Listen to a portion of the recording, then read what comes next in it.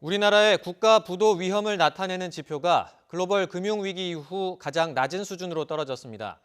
북미 정상회담에 대한 기대감이 영향을 미친 것으로 보이는데 회담 결과에 따라서 더 좋아질 수도 있다는 전망입니다. 보도에 오인석 기자입니다. 우리나라의 국가 부도 위험을 나타내는 지표로 5년 만기 외평채에 붙는 신용부도 스와프 프리미엄이 글로벌 금융위기 이후 가장 낮은 수준까지 떨어졌습니다. 금융위기 이전에는 CDS 거래가 활발하지 않아 적정 시장 가격이 존재하지 않았다는 점에서 사실상 역대 최저치라는 평가입니다. CDS 프리미엄은 국가 부도 때 국채 원금을 돌려주는 파생상품으로 CDS 프리미엄이 높을수록 부도 위험은 커지고 반대로 낮을수록 부도 위험은 줄어듭니다. 지난 2017년 9월 북한 핵실험 등으로 76bp까지 상승했지만 이후 남북 관계 개선 등의 영향으로 최근까지 하락세가 이어지고 있습니다. 특히 지난해 영국, 프랑스, 중국 등 대다수 국가의 CDS 프리미엄이 상승하는 상황에서 우리나라는 큰 폭으로 하락해 대조를 이뤘습니다.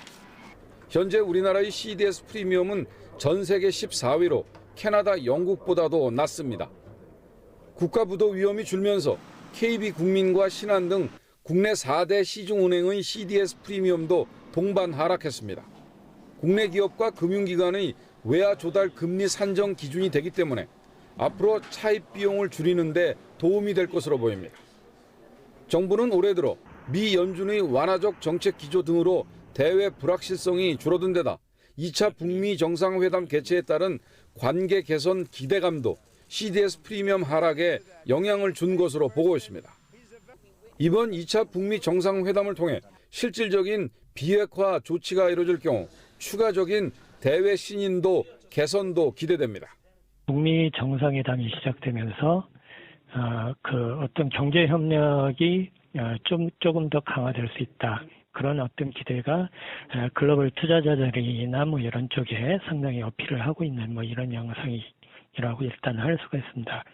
하지만 그동안 북한 핵 문제에 대한 글로벌 금융시장의 기대와 실망이 반복되었 만큼 북미 정상회담의 실질적 조치 내용을 봐야 한다는 신중론도 나오고 있습니다.